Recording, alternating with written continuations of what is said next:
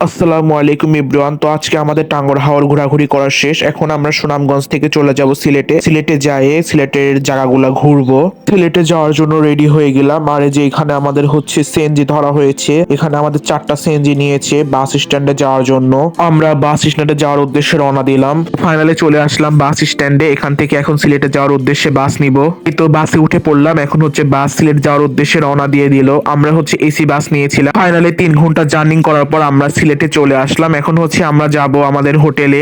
সিলেটে আসার পর সিএনজি ধরে এখন আমাদের হোটেলে যাওয়ার উদ্দেশ্যে রওনা দিলাম। ফাইনালি চলে আসলাম আমাদের হোটেলের এখানে। তো আমরা হোটেলটি নিয়েছিলাম শাহজালাল মাজারের কাছে। এই যে আমাদের হোটেল রুমে 2টা ডাবল বেড ছিল। হোটেলে ওঠার পর ফ্রেশ ট্রেশ হয়ে নিচে এসে মাজারের সামনে থেকে খেয়ে নিলাম পাকা পেঁপে। তারপর আমরা চলে আসলাম সিলেটের বিখ্যাত 5 ভাই রেস্টুরেন্টে। এখান থেকে আমরা রাতের খাবারটা খেয়ে নিলাম। রাতের খাওয়া শেষ করে ফিরে যাব হোটেলে। পরবর্তী ভিডিওতে আপনাদের সঙ্গে শাহজালাল মাজার শেয়ার করব। তো ভিডিওটি এখানে শেষ করে দেখা হবে অন্য ভিডিওতে। আল্লাহ হাফেজ।